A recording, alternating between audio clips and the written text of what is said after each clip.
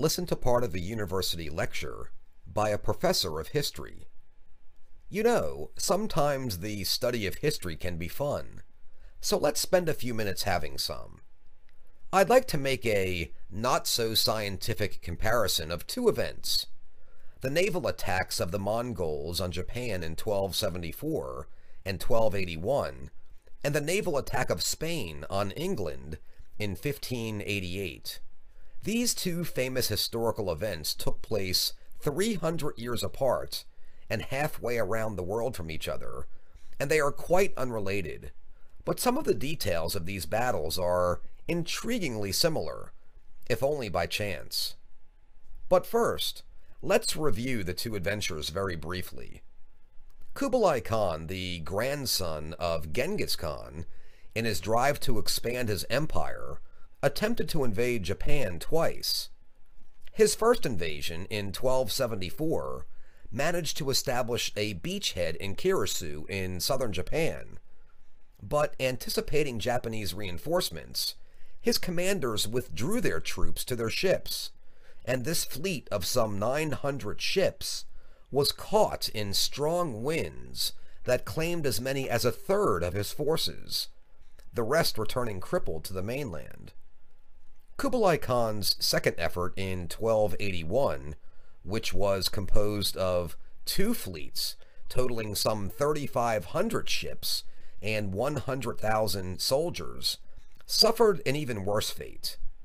On July 30th, they were caught up in a two-day typhoon that sank or drove away both fleets. 300 years later, a similar fate awaited King Philip II of Spain. In July of 1588, Spain's armada of 125 invading warships was caught by gale-force winds in the English Channel.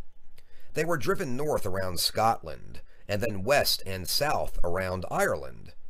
They were harried by the weather and by the English all along the way, and only a few of the ships of Philip's proud armada returned to the Spanish coast.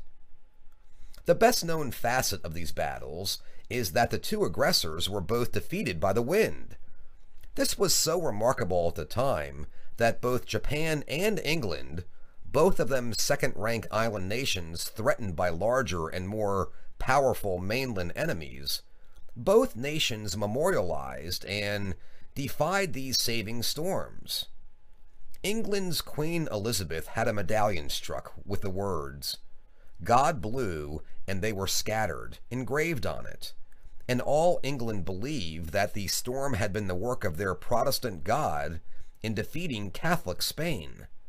And Japan preserved its reverence for its typhoon savior in its myth of the kamikaze, the divine wind, and they preserved this myth right down into the 20th century, when it emboldened Japan's suicidal fighter pilots at the end of World War II.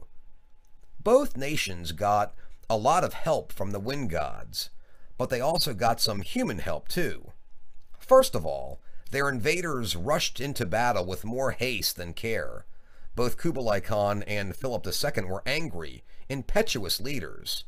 Both had been irritated by the actions of their small island adversaries, and they were over-eager to punish them. And in both cases, the invading forces failed to mount a coordinated attack. Kublai Khan's eastern and southern fleets of 1281, one sent from Korea and the other sent from China, didn't arrive together. The smaller Korean fleet arrived first, and without waiting for the Chinese fleet, it rushed to the attack, and it was driven off before the Chinese arrived. As the fleets regrouped, the typhoon hit. In 1588, the Spanish Armada, en route to England, arrived in Holland to pick up its fighting troops, commanded by the Duke of Parma, Philip's nephew.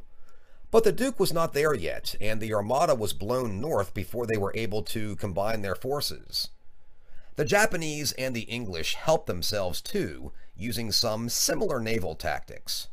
For instance, when the invading Mongol fleets anchored, the Japanese samurai rowed out in small boats in the dark of night and set fire to many of the Mongol ships.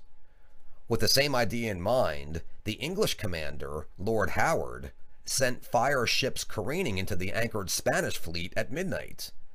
Of course, this tactic is common to many early navies, so this should not be a surprising coincidence. But maybe the most surprising comparison between these two historical events is that they were both so very historic, but in very different ways. Kublai Khan, who was now suffering budget problems because of his disastrous expeditions, gave up his attempt to subdue Japan, and Japan, believing that it was protected by the gods, withdrew from the rest of the world into the security of its home islands, and it maintained this isolationist policy for the next 600 years, until Japan was finally opened up by U.S. Commander Matthew Perry and his 4 black ships in 1848. With the English, however, quite the opposite occurred. The defeat of the invincible Spanish Armada turned England from a second-rate sea power into a first-rate one, and it went on from that success to explore and trade throughout the world and establish the greatest global empire the world has ever known, so that the sun never set on the British Empire. 2 important events in world history, in some ways so similar, but with such different results. These kinds of studies are what makes history so interesting.